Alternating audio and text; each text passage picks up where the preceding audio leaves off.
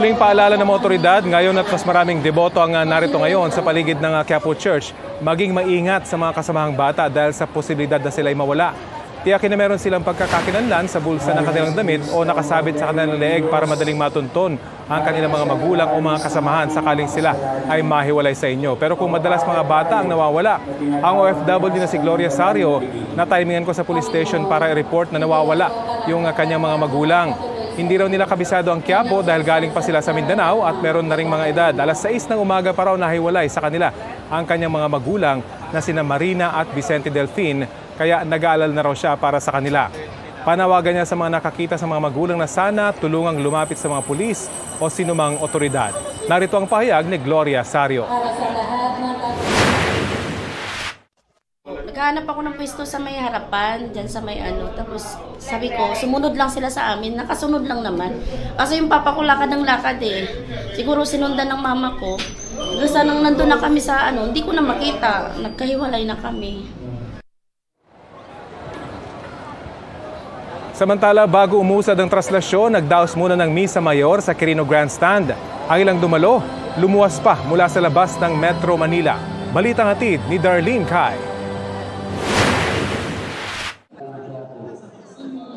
Napuno ang Quirino Grandstand ng mga debotong dumalo sa Misa Mayor kaninang hating gabi. Pinangunahan ni Manila Archbishop Jose Cardinal Advincula.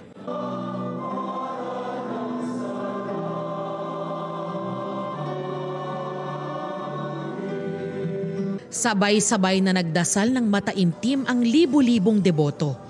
Malinaw ang mensahe ni Cardinal Advincula tungkol sa 3 aral na dapat isapuso ng mga deboto ngayong traslasyon ng Poong Nazareno. Ang makita si Jesus, makita ni Jesus at maipakita si Jesus. Sa pamamagitan ng paglahok sa traslasyon ng Poong Nazareno ay maipakita ang pananalig ng mga deboto kay Jesucristo. Sa paghatak natin ng lubid, ipakita natin si Jesus na humahango sa atin at umaayos sa mga buhol na mga problema natin. Sa pagsalian natin sa likod ng andas, ipakita natin si Jesus na tumutulak sa atin upang makausad tayo sa pagbabagong buhay. Sa pagpupod natin sa galaw ng prosesyon, ipakita natin si Jesus na nagliligtas sa atin upang hindi tayo mahulog sa kamalian at kapahamakan. Labis daw ang pasasalamat ng mga debotong dumalo sa misa gaya ng 70 taong gulang na si Tatay Benjamin.